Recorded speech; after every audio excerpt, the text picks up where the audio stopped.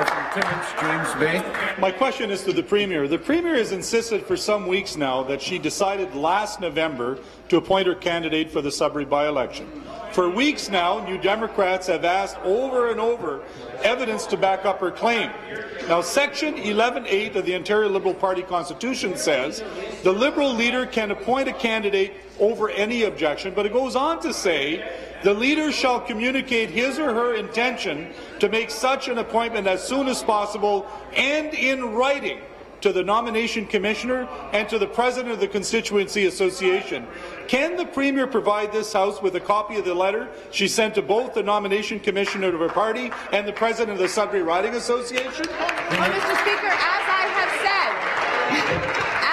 said, there is an investigation that is going on outside of this House, Mr. Speaker. The member for Timmins, James Bay is not... Order.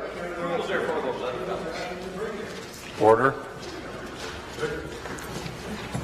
The member for Timmins, James Bay, to the best of my knowledge, is not part of that investigative process, Mr. Speaker. It is independent of this House, and it will take place outside of this legislature, Mr. Speaker. Thank you.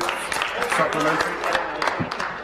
The public has a right to the evidence, as this Assembly does. So my question is, Bill Nurmi, the head of the local riding association, told the Sudbury Star that it wasn't until Monday, December 15th, that he learned the Liberal plan to appoint your choice candidate.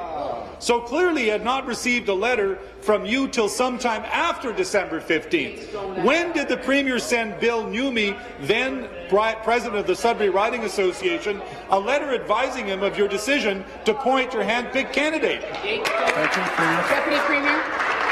Speaker, so I think this may be the first time that the Liberal Party Constitution has formed the foundation of a question from the NDP. We in the Liberal Party, Speaker, have annual general meetings where we debate constitutional changes. The members of the Ontario Liberal Party have decided that the leader ought to have the power to appoint, Speaker, unlike in the NDP party, Speaker. And I think that the experience in Scarborough-Guildwood demonstrated that sometimes the right thing to do for everyone is to be clear about who you want your candidate to be, to appoint that candidate, rather than go through a sham process as existed in Scarborough-Guildwood, Speaker.